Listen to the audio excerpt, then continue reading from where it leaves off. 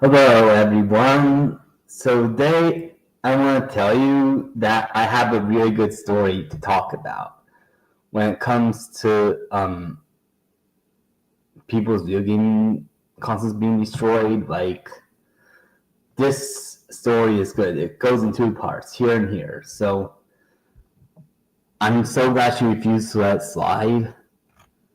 So here's what it says here. Sometimes the people closest to you hurt the most.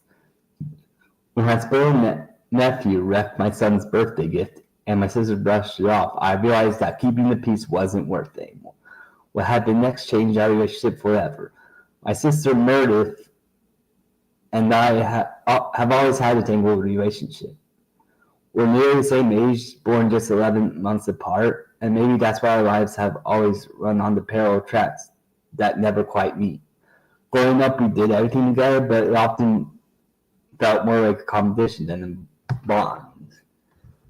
As adults, that dynamic lingered, leaving me constantly tiptoeing around her. Meredith has a knack for making me feel like I'm overreacting. Whenever I've tried to address the issues between us, she dismisses me with that signature smirk and changes the subject. Changes the topic. Over the years, I let things slide because she's my only sister. Our parents passed away in our 20s, and losing them taught me how precious family is.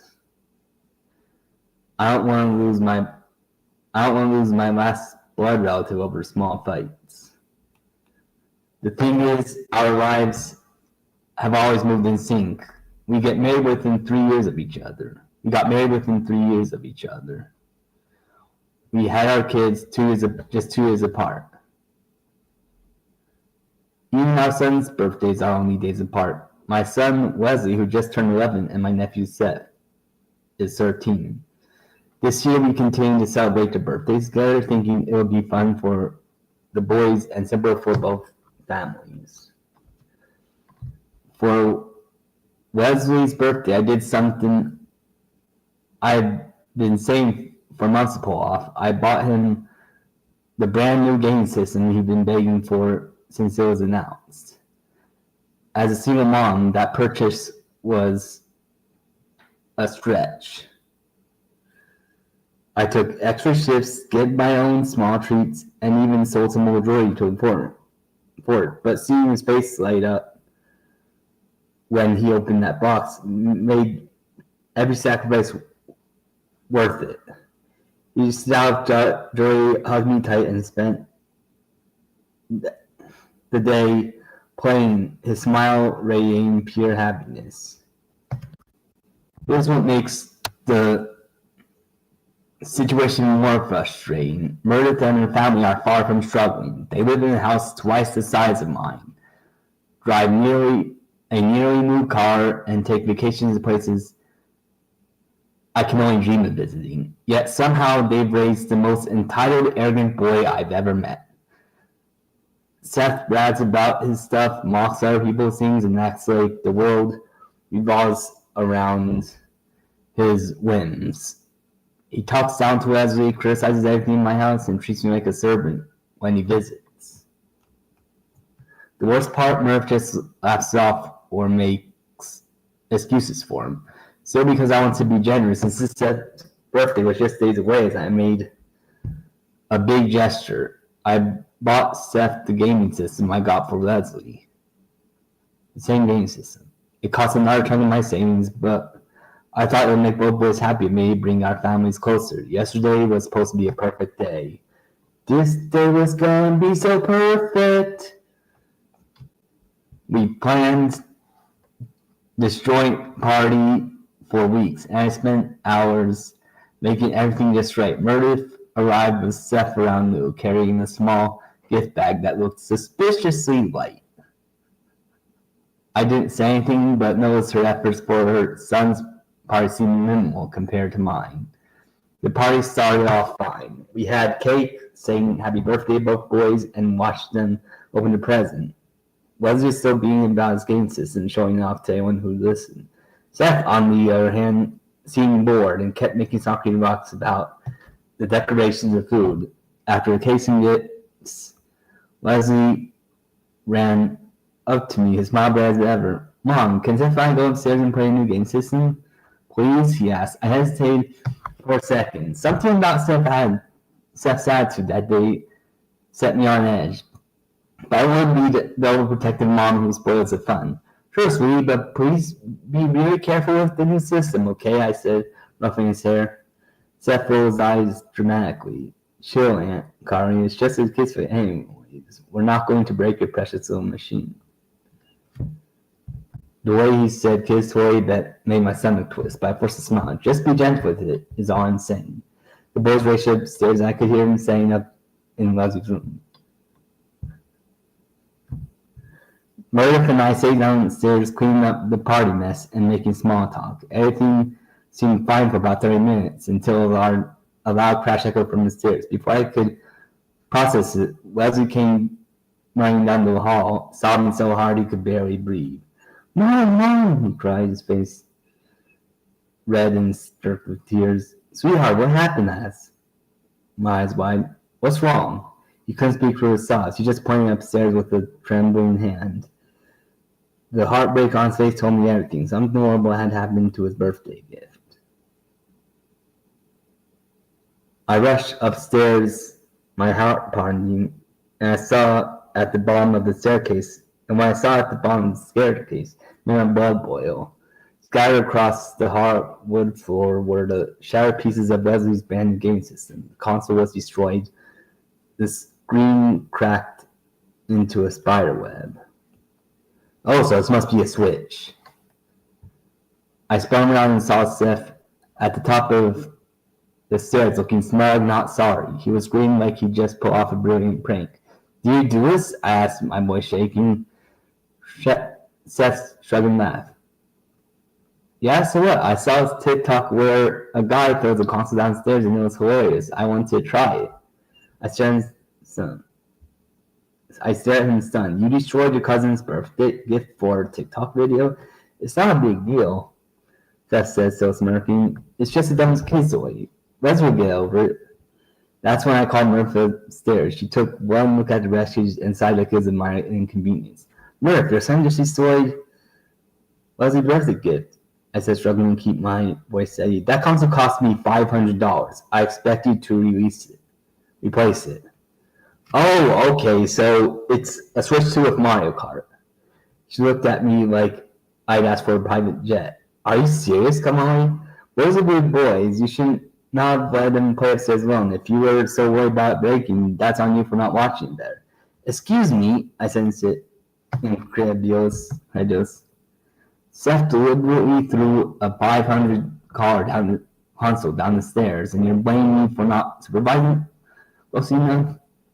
Look, your son will get over it, Murph said with that dismissive way she always uses.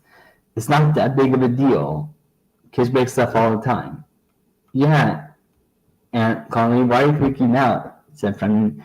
It's just a stupid toy. Leslie's being a crybaby. See my son on the floor desperately trying to put together the broken fragments of the gift while tears streamed down his face. I knew I couldn't let this slide. It wasn't just about a game system. It was about respect, accountability, and teaching them that actions have consequences. He didn't say another word to them. Instead, I didn't say another word to him. I walked to my bedroom closet with calm determination, pulled out the wrap box I saved for Seth's birthday. My hands were steady as I ripped off the colorful wrapping paper in front of him, viewing the identical game console inside. Here you go, sweetheart, I said to Leslie, my voice warm and loving. Take this up to your room and set it up however you want. Leslie's tear-streaked face lit up with shock then joy. He held me so tightly I could barely breathe, whispering thank you over and over again to my shoulder. Watching him carry his pranks upstairs, treating it like treasure, warmed my heart even as the storm brewed behind me. Wait, Murph shouted. That's Seth's present, isn't it? What are you doing? I turned to her feeling calm than I had all day. Not anymore. Since Seth thinks game systems are dumb kids' toys, I figured he won't want one for his birthday anyways. Seth's smug grin vanished. What? No. That's mine. You can't just take my present. That's stealing. I'm not taking anything from you, Seth, I said evenly. You destroyed yours when you threw it down my stairs. That wasn't mine, that was Leslie's. Seth's voice grew high and panicked, and now Leslie has a replacement. And you have exactly what you deserve for your actions.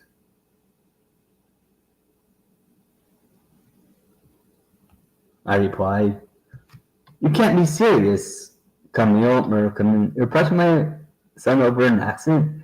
An accident! I nearly laughed. Seth just admitted that he did it on purpose for a TikTok video. And then this is the second part.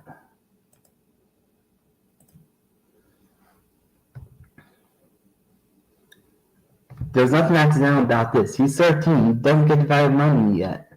Meredith protested. Then maybe it's time you learned, I said. And maybe it's time you stop making excuses for him. Seth tried a new tactic. His voice suddenly soft very Camille, I'm really sorry. I didn't mean to hurt Rosie's feelings. Can I bring my birthday present back? Sorry does not fix broken game systems, Seth.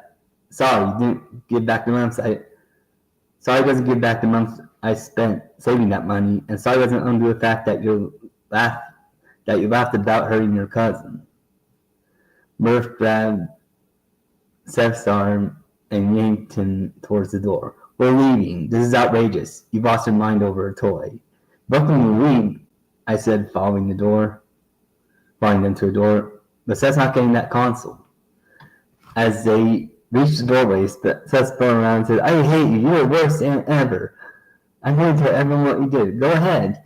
Tell them exactly what happened. Tell them that you destroyed your cousin's birthday cake for fun. The source hands so hard it routed the frame, sending off the neighbor's dog. Within an hour, my phone was buzzing with messages from relatives. Text after text poured in, each one more accusing than last. You ruined Seth's birthday completely. How could you be so harsh on a child? Buy him another constant and apologize. Murph is heartbroken and crying because of you. Guys, I read message after message calling me wrong. I felt something new when it came to my family. I felt proud. For the first time, I stood up for Rose Ray instead of just keeping in peace. Seth is 13, not 3. He knew exactly what he was doing when he was running console. He did it on purpose, talked about it, and showed no remotes. My sister wasn't going to teach him the action have consequences, so I did.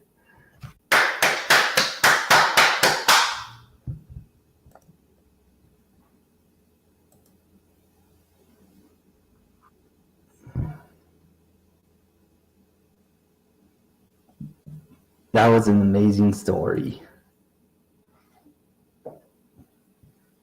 So yeah, I just want to say this feels satisfying because